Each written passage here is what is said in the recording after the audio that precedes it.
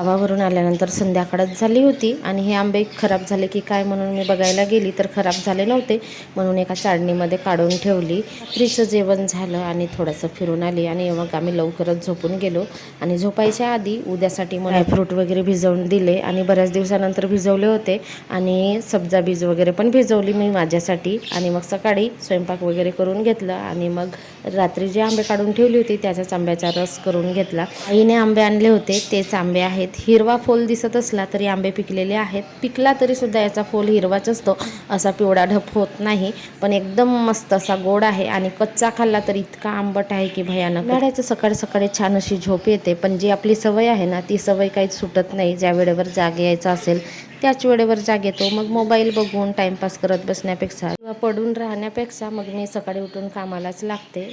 आणि ते हंडे वगैरे घासून घेतले. तांब्याचा हंडा ना दिवसाच्या आड तर घासावाच लागतो, नाहीतर पाण्याचे डाग वगैरे पडतात. मग देवपूजेचा ताट आणि झारेसुद्धा घासून घेतली. रुद्रांसला आणायला सांगितलं आणि मी नेहमी भैया पावडरनेच घासून घेते. भैया पावडरने झटकीपट निघतात, बाकी इतर काही करत बसण्यापेक्षा. तर माझी सकाळची संपूर्ण कामं झालेली आहेत. लादी फरशी वगैरे सगळं पुसून झालं आणि हंडे घासून घेतले, पाणी भरून घेतले की मग झालेच कामं.